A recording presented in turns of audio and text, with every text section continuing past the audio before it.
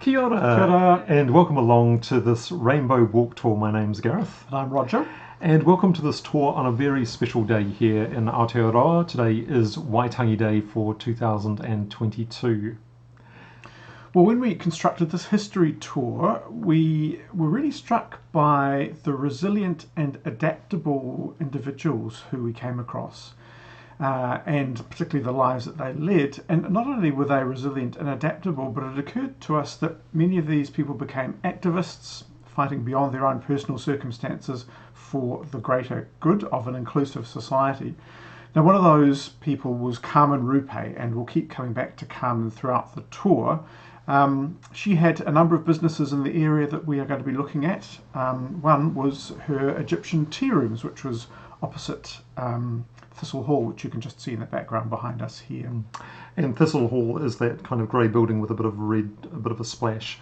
And we'll get to Carmen very shortly, but Thistle Hall is actually our first stop on this tour, which is really focusing on trans and non-binary histories here in Wellington, because there is such a rich history.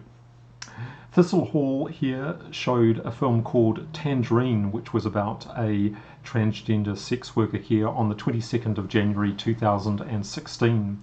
And that was a significant day because it was the first Trans Prisoner Day of Action. And the day was an international day of action to really highlight transgender and non-binary and gender diverse people in prisons around the world. Jump forward to 2017, and Thistle Hall was being used for an exhibition called No Apologies, and the organiser of that exhibition, Connor Twyford, noted that half of all trans women report serious sexual violence. That's half of all trans women, which is a shocking statistic. The exhibition itself was about looking at the connection between sexual assault and society's ideas about sexuality. Well, incidentally, the Thistle Hall hasn't always looked so done up as we see in the background. Here is an image of what Thistle Hall used to look like in the 1980s, which is a bit less inviting. Certainly than it is today. Well, off to our first stop now, which is Carmen's Curio shop, which is at the very top of Cuba Street. Now, Carmen was a performer, a sex worker, an entrepreneur, as well as being an activist, particularly around discrimination and HIV/AIDS causes. There's a great photo of her here from Australia in the 1960s. Now, as I mentioned before, we'll feature her quite a bit throughout this tour because she touched so many lives and people in different ways. She was born in Tauranga in 1936 and later lived in both Auckland and Wellington. In the late 1950s, she moved to Sydney's King's Cross and became Australia's first Maori drag performer, and from that time she self-identified as transsexual. In 1967, she returned to Wellington and she established here her International Coffee Lounge, her Le Balcon Cabaret, an Egyptian tea room, a massage parlour and a brothel in Hataitai. And she also established this curio shop here. Now, Carmen's life, like the window of the shop, was filled with curios, and here's a great image coming up of her home in Sydney towards the end of her life. Now, one of Carmen's many achievements was winning a landmark court case in 1966, which was brought about the right to wear female clothing in public. Now, prior to this, newspapers were peppered with stories about people being prosecuted for wearing female clothing in public. This is males wearing female clothing in public. The offensive manner that she was arrested for in 1966 was because Carmen was wearing a black frock, black silk stockings and high-heeled shoes. And to quote from the police, his face was made up with cosmetics and his hair was dressed in a feminine style. But Carmen wasn't having any of this. She turned up to court to defend the charge still in female clothing. The police told her to go home and change into male clothing, but she refused, saying, "You caught me dressed as a woman and I'm going to go to court dressed as a woman." So Justice McCarthy not only dismissed the case, but he said in his decision notes that he was quite unable to find anything in our law which says that it is unlawful for a male to attire himself in female clothing. So as I mentioned before, Carmen features strongly in this tour, and we'll keep coming back to aspects of her amazing life. Well, we're going to head to our next stop now, which is really just around the corner on Webb Street, and just behind us here is the Telecommunications Cabinet, which is painted in vibrant colours, and we've got a larger version of that. So this was a painting by Wellington-based artist Louis Neal, and it was commissioned by telecommunications company Chorus as a part of their diversity program, and painted in December 2018. And the original design featured fictional people, but Louis really wanted to make it more real and relevant by depicting friends who were all activists in the rainbow community and beyond. So Louis' art practice is quite broad, from drawing and painting to photography, fashion design, and performance art. And I'll just bring up this just so we can still see it there. So in 2018, Louis also did a performance at Thistle Hall, where we've just visited, and the work was called Jellyfish Do Return. And the work looked at the connection between what we wear and who we are. And in an interview at the time, Louis said, quote, "For queers like myself, dressing ourselves is a balancing act of layering or exposing our bodies to create something that looks and feels right. This power of self-determination is one of the most important parts of my queerness." And then Louis went on, "When I see people around me whose clothing style disrupts conventions, there's a feedback loop of being visible to each other and therefore becoming more and more trusting that we can freely express ourselves through clothing in this society." I've got to say, it's really fantastic to have this artwork in public. I remember the first time we walked past it on Webb Street, and it's a real touchstone, isn't it? It's a real touchstone. Yeah, yep, great to see. Yeah. Well, now, if we were doing this physically, we would probably be walking for about 5 or 6 minutes to our next stop, which is actually in Abel Smith Street. But magically, we can take you there in a snap of a finger. And actually what we're looking at is no longer there. It was burnt down with a fire a few years ago. The site is where the digger is in the background here. Yeah, so this is 128 Abel Smith Street, and on the site was the house that we can see just coming up between us now. It was called the Radical Social Centre and Community Whare, and this is what it looked like before it burnt down in August 2020. Now the centre came to mainstream attention when it was raided at dawn on the 15th of October 2007 as part of the notorious Operation 8. Now, Operation 8 was a series of large-scale armed police raids in response to the discovery of an alleged paramilitary training camp near the town of Rotoki in the Bay of Plenty. About 300 police took part, and they found the sum total of 4 guns. In 2013, an official review found that the police searches, vehicle stops, roadblocks and photographs taken in Tūhoe country were unlawful, unjustified and unreasonable. Well, since the raids, the community centre here has solidified itself into a radical community centre with the aim of maintaining a radical left social resource space which prioritises minority groups. Now, one of the groups that was based here was Gender Minorities Aotearoa, a cross-cultural and 100% trans-led national organisation. Gender Minorities Aotearoa's vision is for all takatapui, transgender and intersex people to be empowered by a full range of choices across all aspects of their lives and to be able to participate fully in society. Its main funding comes from Auntie Dana's Op Shop, which opened here in the Resource Centre in October 2017, and it moved to Redford Street in Newtown in early 2019, and you can see that image now. Well, Auntie Dana's is named after Dana DeMilo, and Dana was born in Auckland in 1946, and there's a lovely photo here of Dana. And Dana ran away from home at the age of 13 on Queen's birthday weekend, and soon after that she had a chance meeting with Carmen Rupe at the Curio Coffee Lounge. Dana recalled later that, quote, "Carmen was the person I wanted to be." Well, Dana moved to Wellington as a teenager in the 1960s, sleeping for the first couple of weeks at the railway station in Wellington, so it was a very tough start. She was a waitress at La Balcon, which was Carmen's balcony, and worked also around the kind of Cuba Street, Vivian Street area. Dana's talked in some interviews a few years ago about the kind of police persecution of trans people in the 60s and 70s here in Wellington. She said, quote, "We were the face of gayness because gay men could run and hide behind their male clothes. We were the ones who got picked on."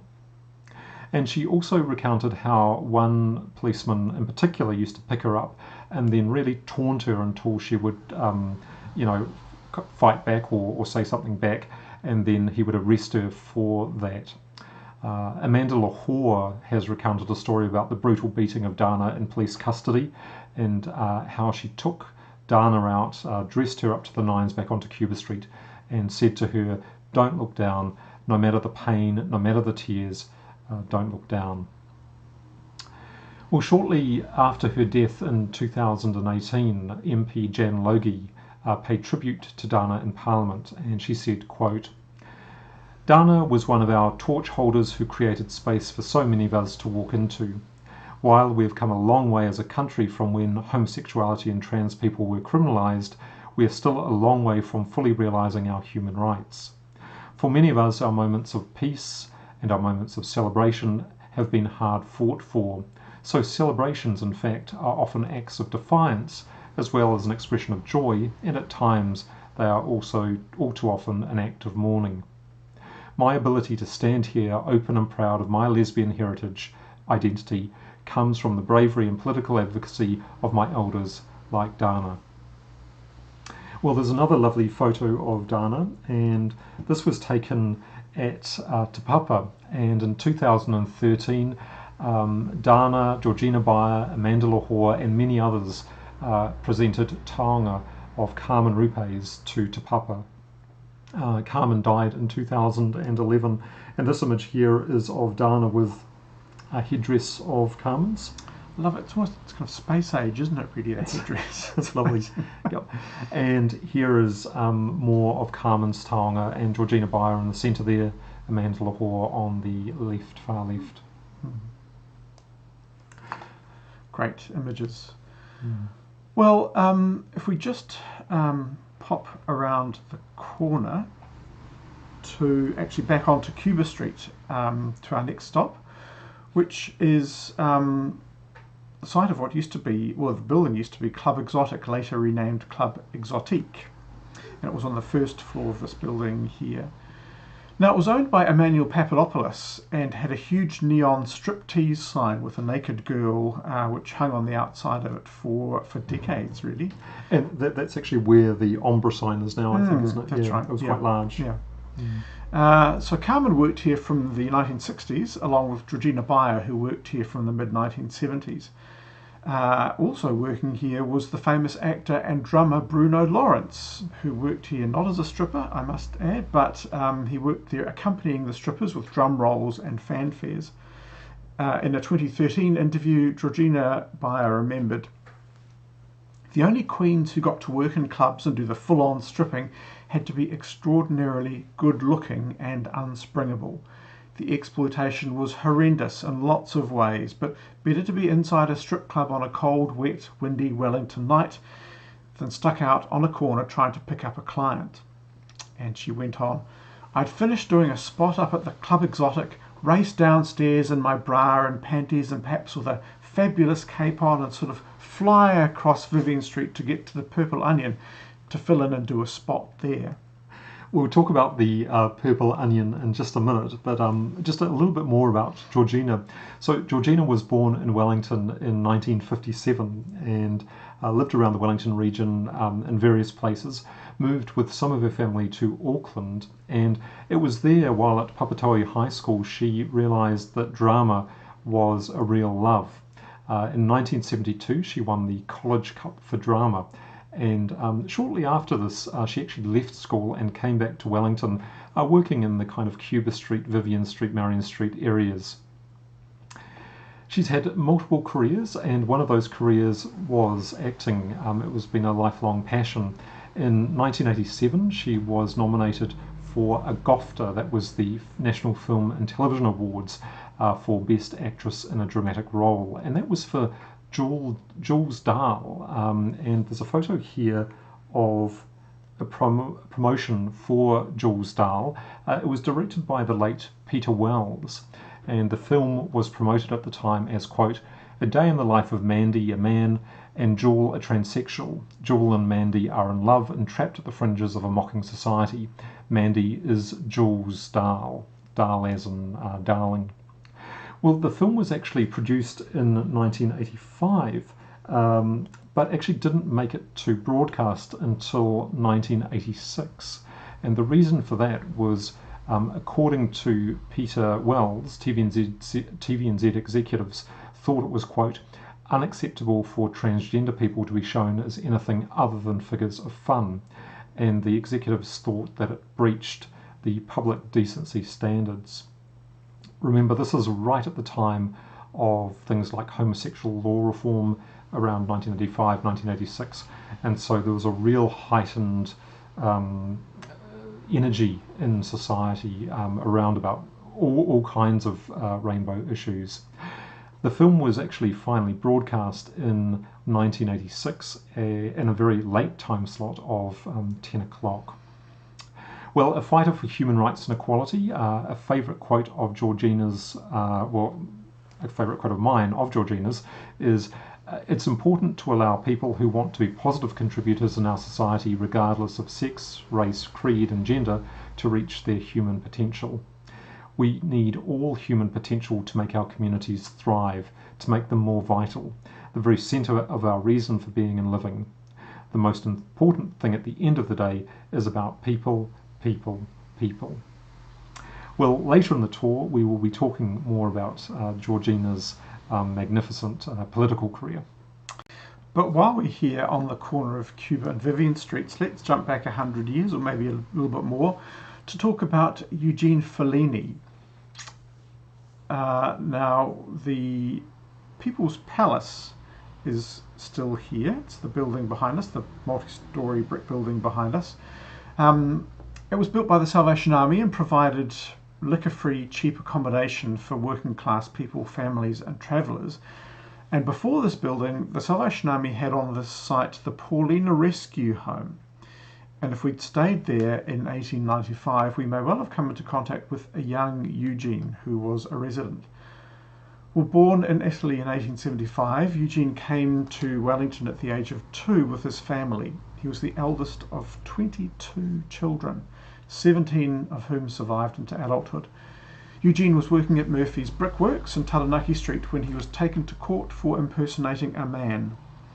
Around 1895, he ran away to sea, aged 21, and Eugene was raped multiple times by the ship's captain and had a baby in Sydney in 1898.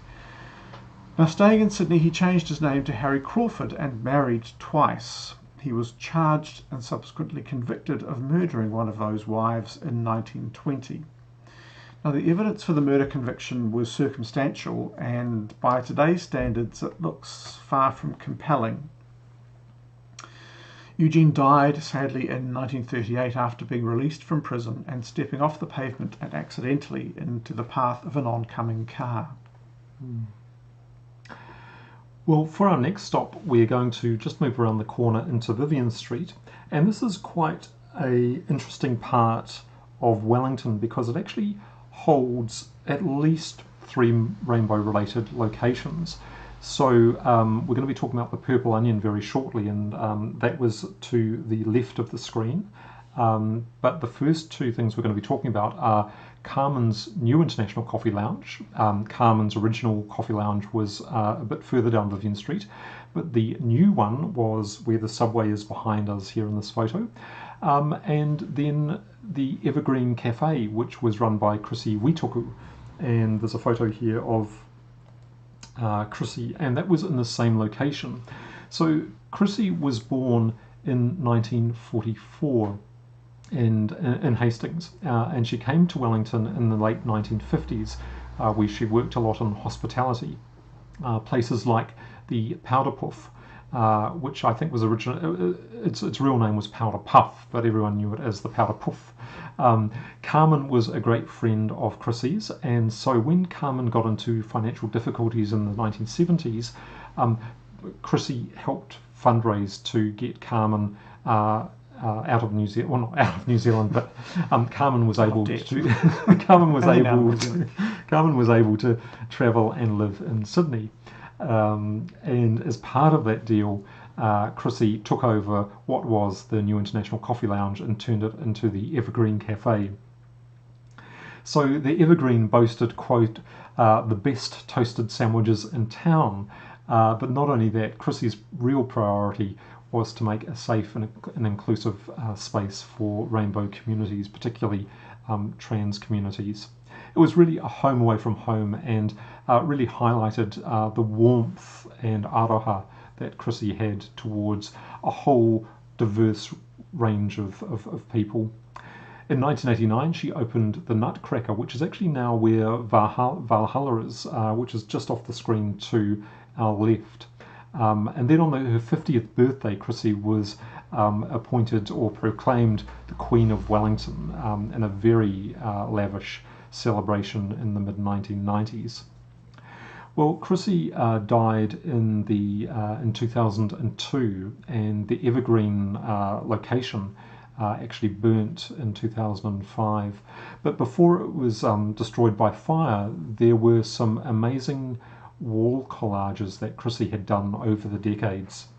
And there's a lovely photo here of some of those. So these are very large collages that used to hang on the walls of the Evergreen Cafe, and now they're in Te Papa, and they're a real snapshot of what the social scene was like for rainbow communities in the 70s, 80s and 90s. And they are just stunning. I think there's around about 15 or so of them. They're just full of Wellington history. And you can see them online, which is really cool, and zoom up on particular images.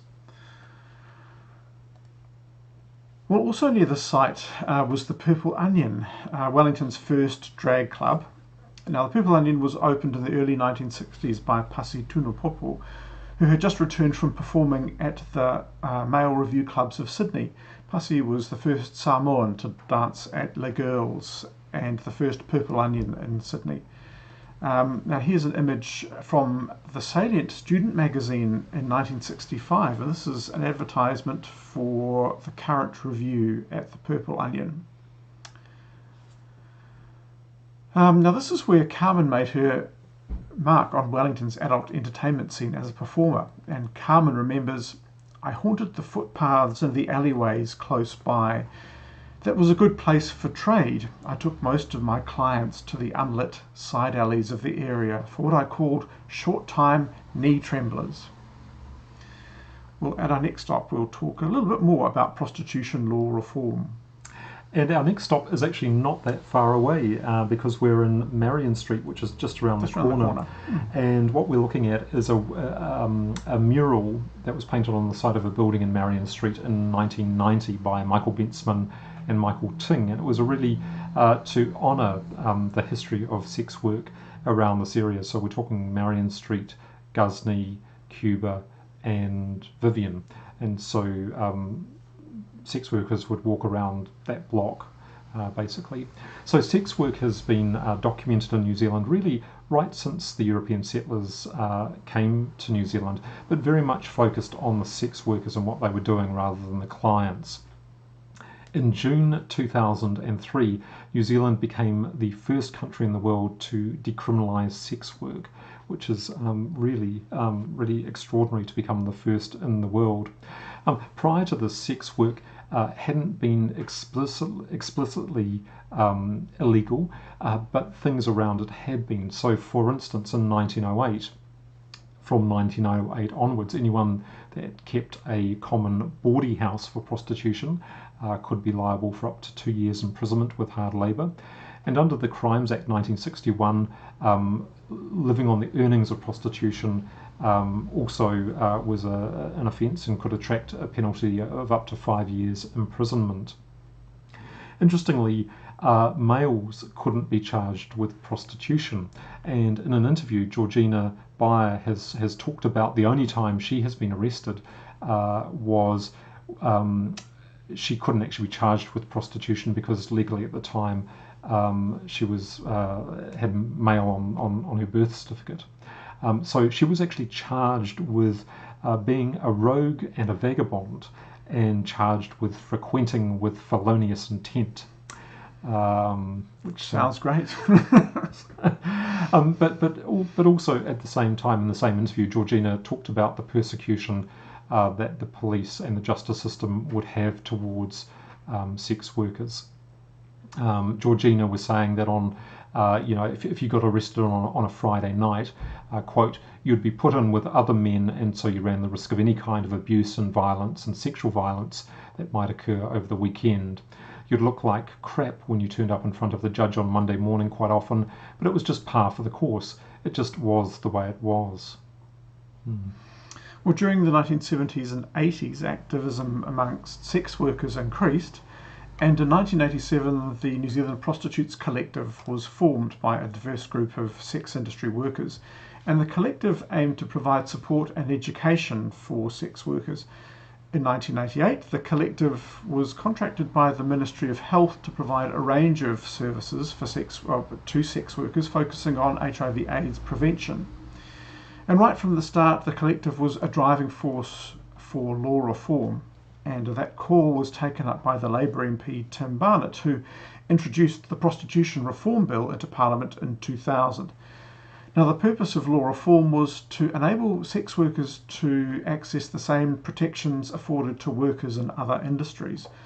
Georgina Beyer, who also became a Member of Parliament, gave an impassioned speech before the final vote, which is credited for swaying a number of undecided MPs.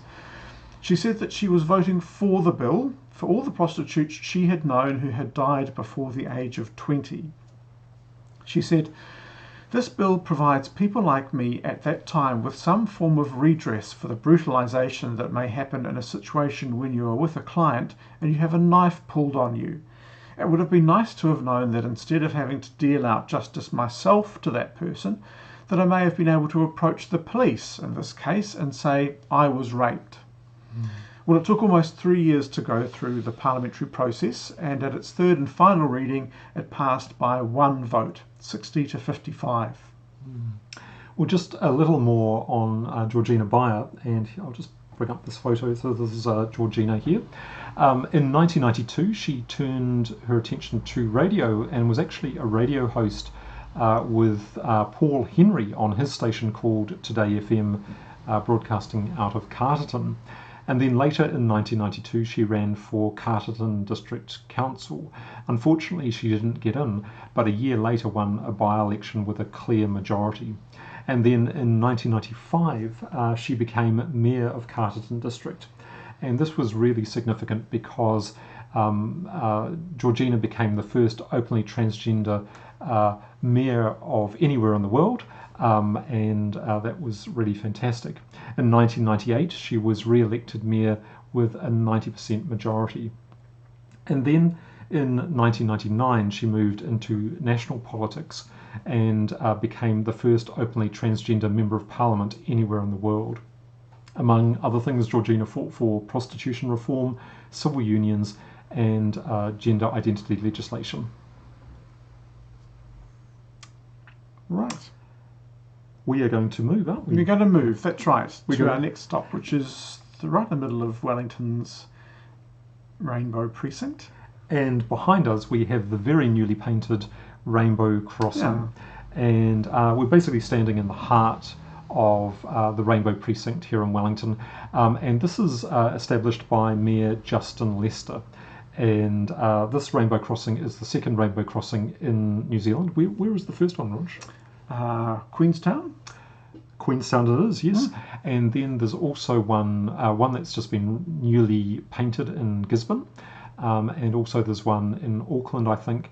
And there's one that gets chalked annually at Paikakariki for the world's shortest Pride Parade. Every year they chalk a Rainbow Crossing and then walk across it. And literally the pedestrian crossing is the Pride Parade. That's very cool. That's fantastic.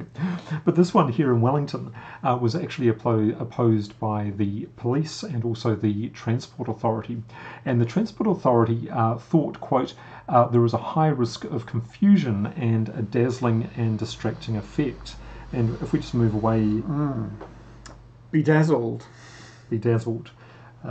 Yes, this is very new paint, and in fact this was taken at the start of January, and by now it's got skid marks all through it, so it's not nearly as dazzling. So it's a real shame. Well, you do wonder if it was the Transport Authority doing wheelies on it just to save people. Make the point. Yeah, that's right. Yeah. But the first time it was painted, it was helped by Mayor Justin Lester, who told media that, quote, "I'm glad that I wasn't arrested out painting the rainbow crossing." Also in this vicinity we have the traffic lights that Carmen Rupe appears on. And so here's a traffic light here. These are pedestrian lights, so when they go green you cross the road. And these were launched in 2016 by Mayor Celia Wade Brown, and again it's just lovely to have these kind of touchstones around Wellington that you can walk down Cuba Street, see a rainbow crossing, see Carmen, and know that your ancestors have been here before. It's really cool. Yep. And in 2015, Georgina Beyer led the Pride event of that year, the Love Parade, which made its way up from Civic Square through this spot to Gosney Street. It's a great image here of Georgina at the front. So this area has also seen numerous social meeting places for the Rainbow community, including the Royal Oak Hotel, which is where the Oaks complex is now, and it spanned the entire block and went right down to Te Aro Park. I think this photo was from about the 1910s, and we're actually looking towards Te Aro Park. So this is James Smith would be on our left-hand side. Cuba Street's on the right-hand side going up. Yep. So the Royal Oak Hotel was where the Oaks complex is now, as I've said, and the public bar, the bistro bar and the tavern bar were notable gathering places for the Rainbow communities from 1950s through to 1979, when the Royal Oak was demolished. Now, for a time, Georgina Beyer worked at the Royal Oak as a night porter, and she remembers the bistro bar as being populated by an eclectic mix of life, everything from drag queens to trannies to prostitutes, male and female, sailors. It was quite sort of a rough bar, but full of all this colour of life. Next to the bistro was the tavern bar, which was almost an exclusively gay bar. And also at that time, that we're talking now, it was perfectly legal to discriminate against homosexuals in regard to employment, provision of services and accommodation. And that only changed with the Human Rights Act of 1993, which was championed in Parliament by the MP Catherine O'Regan.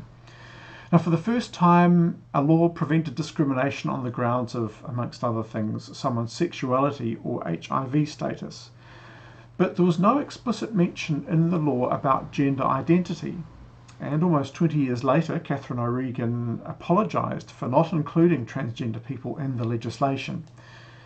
In October 2004, MP Georgina Beyer introduced the Human Rights Gender Identity Amendment Bill, and the bill offered specific protection from discrimination on the grounds of gender identity.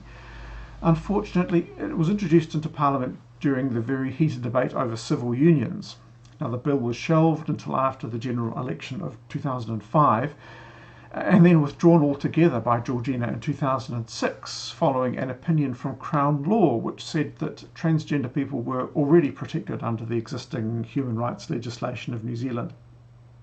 Well, that same year, the Human Rights Commission launched an inquiry into discrimination experienced by transgender people. The inquiry was a world first by a national human rights institution, and it resulted in the publication of To Be Who I Am in 2008. And as it stands, gender identity is still not explicitly mentioned in the Human Rights Act, although work is currently underway to rectify this. Well, another stop on our tour, if we were doing this physically, we wouldn't actually be going down to Midland Park because it is a wee way away, but we really want to highlight Shelley, and there's a lovely photo of Shelley Te Riki Howard. This photo was taken by Kate Spencer, and the story that we like to tell on the tour is about Shelley's social experiment she did in 2015. And she stood blindfolded in Midland Park, and she had two signs beside her. One said, one summarised the data in the Youth 12 survey, which showed despite hardships, trans youth were the most active in youth communities in supporting others. And the other sign said, I am transgender, I honour you, will you honour me, awhi mai, hug me. Well, in an interview with Jack Lynch, Shelley recalled that day that she interacted with around about 25 people. And for some of those interactions, it was still quite standoffish. There wasn't any particular connection. But for others, there was a real connection where the hearts and minds engaged. And Shelley reflected in this interview, now that you've got this information, what are you going to tell your children? What are you going to tell your partner? Are you going to go to the local school board of trustees and tell them that we've got to do more for queer identifying youth? Well, Shelley unfortunately passed away in November 2017, but it is really lovely to be able to remember Shelley, and this is a lovely photo from Kate. Okay, well, let's nip back through town now to the Michael Fowler Centre. Michael Fowler Centre was named after Sir Michael Fowler, the former Mayor of Wellington, and he was Mayor when the centre was opened. In March 2018, the MFC was lit up for the very first time in the colours of the trans flag, now that's blue, pink and white, to commemorate Zena Campbell, who had died a month earlier in Aro Valley. Now, in lighting up the MFC, Wellington Mayor of the time, Justin Lester, said, "We're standing side by side, shoulder to shoulder with the pride and trans community." The lighting up of the Michael Fowler Centre followed a vigil for Zena organised by the transgender advocate Bella Simpson, who you can see here, and she went to high school with Zena. Bella spoke that night about the average life expectancy of trans women, 41 years. At age 11, Bella was one of the first members of Transform, a trans and gender diverse peer youth support group, which started here in Wellington in 2008. And over the last decade, Bella's publicly advocated for trans youth rights. In 2016, she received a Youth LGBTI Changemaker Award from MP Nikki Kay in a special ceremony at Parliament.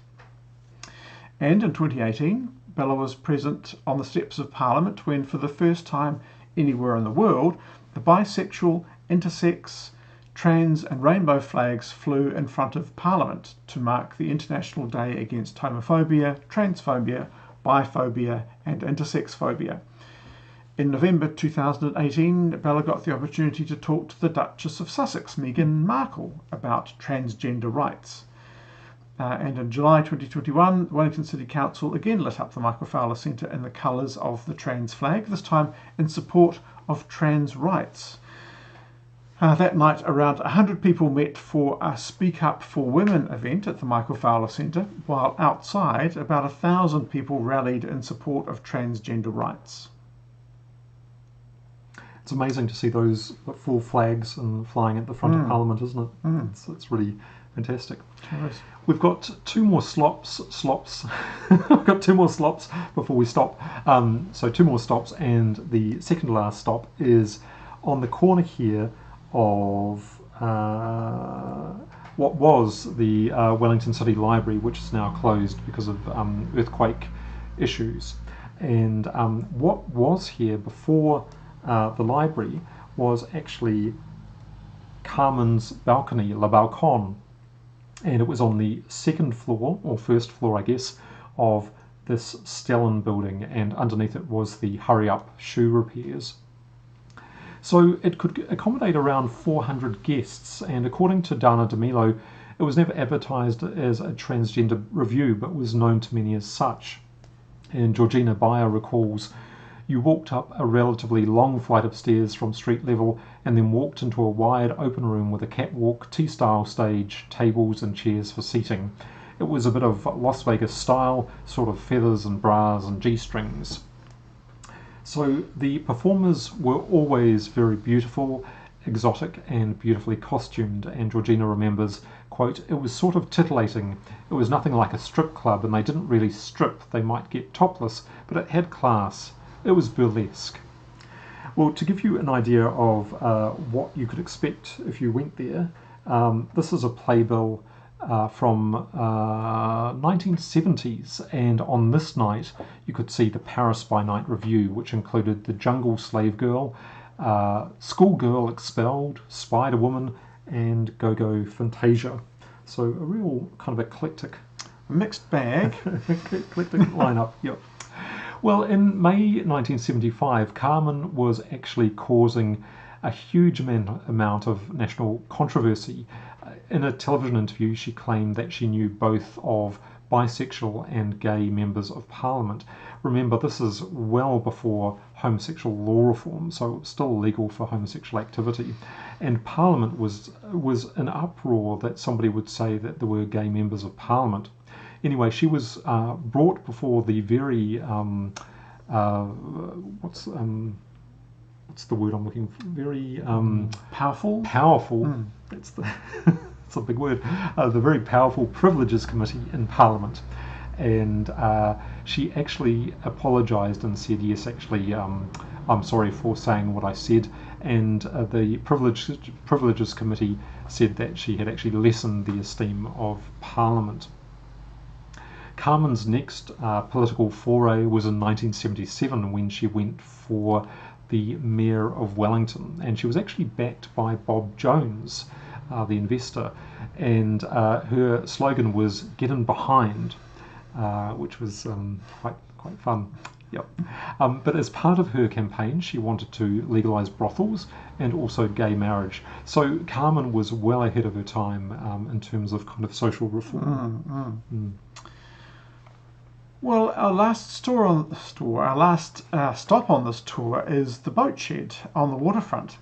And in 2006, Carmen came back to New Zealand for her 70th birthday party at the boat shed on the waterfront here in Wellington. Now, on that occasion, Carmen was escorted by 2 muscle men who were her personal servants for the night. There was a guard of honour with over 70 trans people lining both sides of the stairs into the venue. The Australian High Commissioner spoke, and the Mayor of Wellington presented her with the keys to the city. Former Vice Squad detectives presented her with the Order of the Pink Policeman's hat, which was a real police helmet painted pink, complete with feathers. And during the same trip, she was welcomed back to Parliament for a special dinner, 32 years after she was last there before Parliament's Privileges Committee.